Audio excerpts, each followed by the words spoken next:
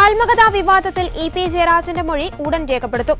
കരാറില്ലെങ്കിലും ധാരണ ഉണ്ടായിരുന്നുവെന്നാണ് ഡി.സി ജീവനക്കാരുടെ മൊഴി. ഈ മൊഴികളുടെ അടിസ്ഥാനത്തിലായിരിക്കും ഇന്ന് ഇ.പി. ജയരാജന്റെ മൊഴി രേഖപ്പെടുത്തുക.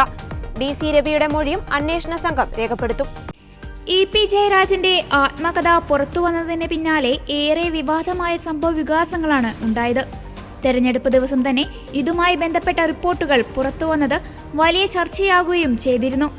ഇതിന് പിന്നാലെയാണ് ഇ.പി. ജയരാജൻ പരാതി നൽകിയത്.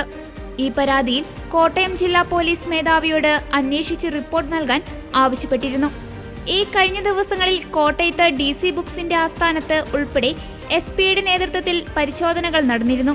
പല ജീവനക്കാരുടെയും മൊഴികൾ രേഖപ്പെടുത്തുകയും ചെയ്തു.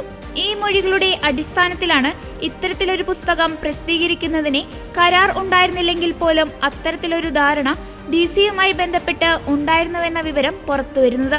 കഴിഞ്ഞ ദിവസങ്ങളിൽ മൊഴി രേഖപ്പെടുത്തുന്നതിനായി അന്വേഷണ സംഘം ഇ.പി. ജയരാജനെ ബന്ധപ്പെട്ടിരുന്നുവെങ്കിലും തിരഞ്ഞെടുപ്പ് തിരക്കുകൾ ഉണ്ടായിരുന്നതിനാൽ മൊഴി രേഖപ്പെടുത്താൻ സാധിച്ചിരുന്നില്ല.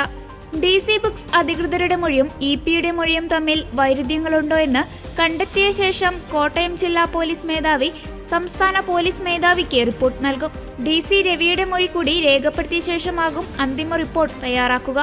അതേസമയം ആത്മകഥാ വിവാദത്തിന് പിന്നിൽ ഗൂഢാലോചനയുണ്ടെന്നാണ് ഇ.പി. ജയരാജൻ പറയുന്നത്. CPM സംസ്ഥാന സെക്രട്ടേറിയറ്റ് യോഗത്തിൽ അദ്ദേഹം തന്റെ നിലപാട് വ്യക്തമാക്കുകയും ചെയ്തിരുന്നു. തന്നെ തകർക്കാൻ ആസൂത്രിത നീക്കം നടക്കുന്നുണ്ടെന്നും തെരഞ്ഞെടുപ്പ് സമയത്ത് പുസ്തകം പുറത്തു വന്നതിന് പിന്നിൽ ഗൂഢാലോചനയുണ്ടെന്നും യോഗത്തിൽ അദ്ദേഹം പറഞ്ഞു.